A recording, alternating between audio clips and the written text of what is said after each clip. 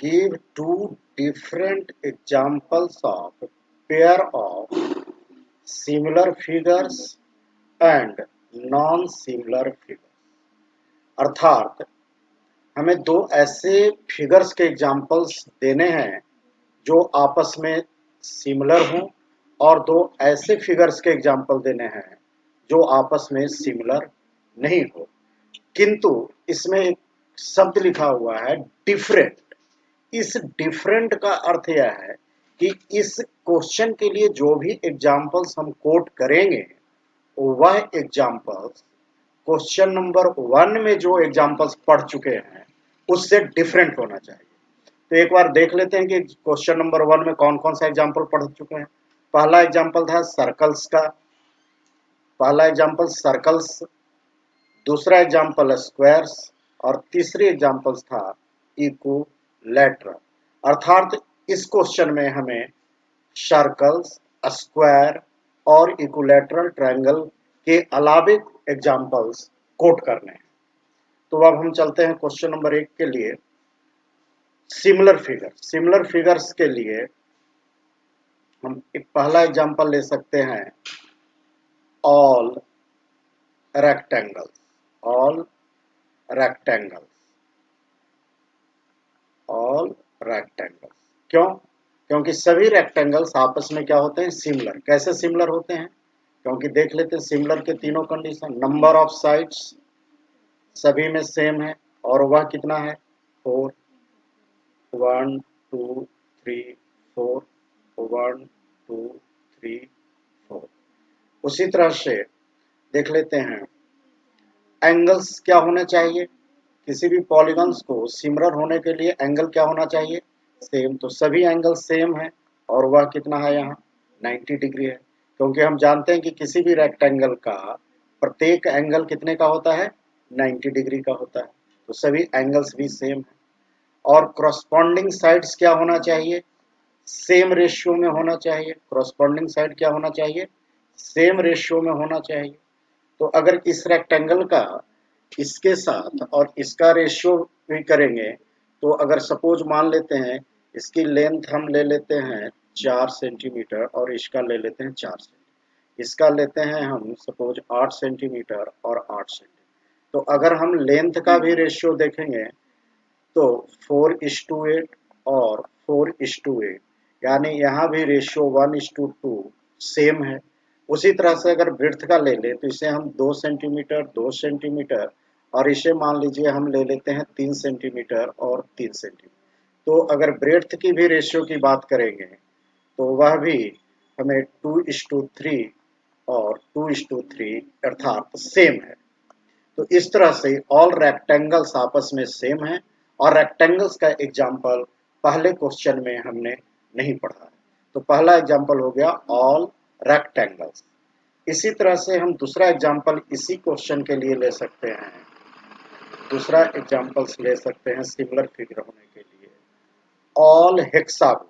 क्या ले सकते हैं, ऑल हेक्सागोन। फिर वही कंडीशन देखते हैं हेक्सागोन, सभी हेक्सागोन आपस में क्यों सिमिलर होते हैं।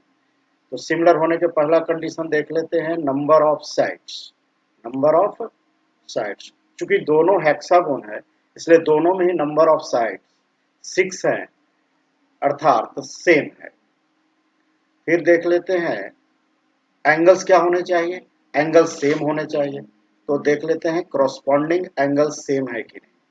क्रॉसपॉन्डिंग एंगल सेम है क्योंकि किसी भी हेक्सागोन का प्रत्येक इंटीरियर एंगल जो होता है वह कितने का होता है, 120 डिग्री का। क्योंकि आप पढ़ेंगे कि किसी भी पॉलीगन के रेगुलर पॉलीगन, हेक्सागोन करने का मतलब रेगुलर हेक्सागोन। कैसा हेक्सागोन, रेगुलर। रेगुलर करने का मतलब जिसकी प्रत्येक साइड आपस में क्या हो, बराबर हो, उसे हम रेगुलर कहते हैं।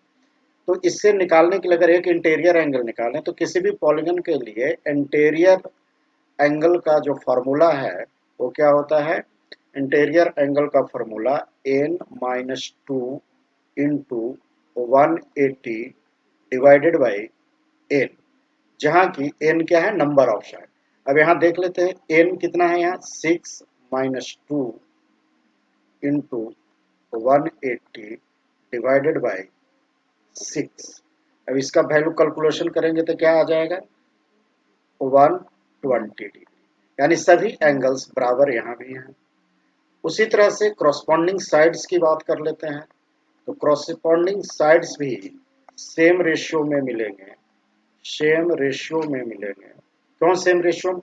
अगर हम इसे अगर 3 मान लेते हैं तो इसके प्रत्येक साइड्स 3 सेंटीमीटर्स के होगा। उसी तरह से अगर बड़े हेक्सागोन का या किसी एक को हम 12 सेंटीमीटर मान लेते हैं तो प्रत्येक साइड 12 सेंटीमीटर का होगा। और जब प्रत्येक साइड 12 सेंटीमीटर का होगा तो यहाँ भी अगर हम रेशियो निकालेंगे तो 3 divided by 12, 3 divided by 12 and so on, यानी जो रेशियो आएगा 1:4 सभी का सेम। तो यह क्वेश्चन नंबर 2 का सेकंड एग्जाम्पल ऑल हेक्सागोन। इसी तरह से और हम एग्जाम्पल ले सकते हैं all pentagon, all heptagon, all octagon में भी एग्जाम्पल्स हम ले सकते। अब हम इसी क्वेश्चन का सेकंड पार्ट देखते हैं नॉन सिमिलर फिगर के लिए। तो नॉन सिमिलर फिगर हमें का एग्जाम्पल लेना है, वह भी पहले क्वेश्चन में जो पढ़े हैं उससे डिफरेंट है। इसमें हम पहला एग्जाम्पल्स लेते हैं, एक एग्जाम्पल्स 1 रेक्टेंगल एंड ट्राइपीजियम या रोम्बस। ये क्या है? रोम्बस। ये दोनों आपस में नॉन सिमिलर हैं। उसी तरह से यह भी आपस में नॉन सिमिलर है। और यह क्या सा एक कृति है? एक पैरेललोग्राम है एंड ट्राइपीजियम। तो ध्यान देने वाली बात इस क्वेश्चन में यही था कि इस क्वेश्चन के लिए जो एग्जाम्पल कोट करने हैं वह एग्जाम्पल क्वेश्चन नंबर 1 के एग्जाम्पल से मैच नहीं करना चाहिए। यही कारण है कि एनसीईआरटी ने यहाँ एक शब्द ऐड कर दिया एग्जाम्पल्स के पहले, डिफरेंट एग्जाम्पल्स कोट करना है हमें, अर्थात वैसे एग्जाम्पल्स कोट करने हैं जो क्वेश्चन नंबर 1 में पढ़े हैं उससे रिलेटेड वो एग्जाम्पल्स नहीं हो।